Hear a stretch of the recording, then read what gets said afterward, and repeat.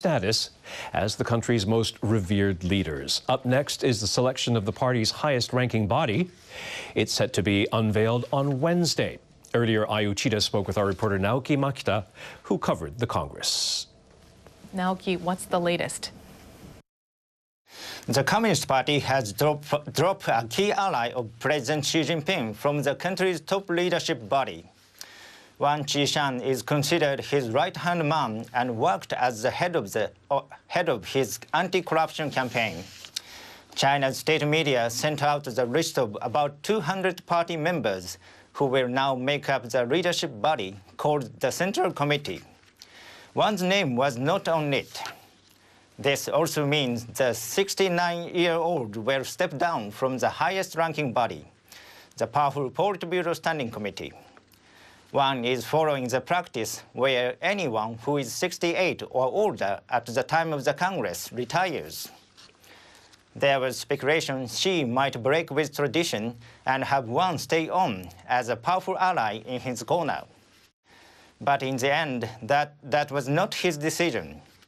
And some analysts are saying Xi decided not to rock the boat, instead opting for continued political stability. Another factor that might have had some influence on the decision: corruption allegations against the anti-corruption chief himself. A Chinese billionaire who now lives in the United States claimed family members of Wang secretly possess massive assets in the United States and elsewhere. We are still not sure if Wang will fully retire, but his exit from the Politburo means the small group that makes up China's top leadership will be totally reshuffled. Naoki, you mentioned that the powerful Politburo Standing Committee will be completely reshuffled. What are people watching for? All eyes are on whether officials close to President Xi will be chosen. Following the news earlier in the day, that's expected to be a given. More than 2,000 delegates voted to enshrine Xi Jinping's political theory into the charter. It's called Xi Jinping's Thought on Socialism with Chinese Characteristics for a New Era. The fact that Xi's name is included is huge. It's making it virtually impossible for others to challenge him. The only other two names written in the Constitution are former leaders Mao Zedong and Deng Xiaoping. Analysts say this move shows how far Xi has solidified his power base before the new members of the top leadership are selected. That announcement will come on Wednesday, when the party unveils the new Politburo Standing Committee at the Great Hall of the People in Beijing. And that was Naoki Makita in Beijing. Our China team will be standing by to provide you with the latest updates and analysis from Beijing on Wednesday. The United States is increasing its military presence in the Asia-Pacific amid increasing tensions with North Korea. A squadron with a dozen of its latest stealth fighters and 300 personnel is being deployed to Japan. The F-35A aircraft will be stationed at Kadena Air Base in the southern prefecture of Okinawa for 6 months beginning in November.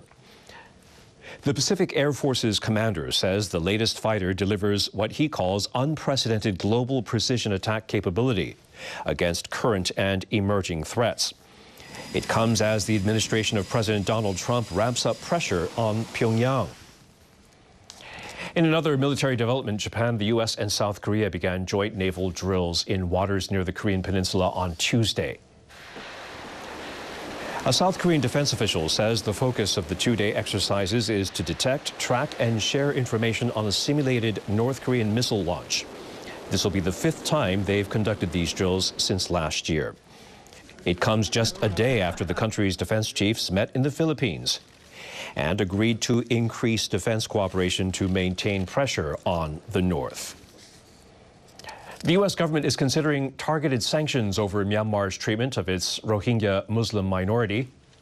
Punitive measures could be aimed at the country's top generals. Nearly 1 million have fled the country's western state of Rakhine, mostly to neighboring Bangladesh. On Monday, the U.S. State Department said in a statement it is imperative that individuals or entities responsible for the atrocities to be held accountable. The statement indicated the U.S. is considering applying U.S. domestic laws to those involved in the alleged human rights abuses against Rohingya residents. Those sanctions include freezing their assets in the U.S. and banning them from entry into the country. The U.S. government has repeatedly voiced concerns over Myanmar's treatment of Rohingya Muslims. But it's the first time the U.S. is considering imposing sanctions on individuals and entities responsible for the atrocities.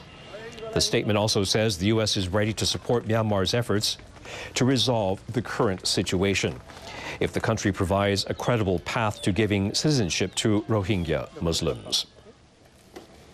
Toshiba is one step closer to selling a key subsidiary. For the details on that and other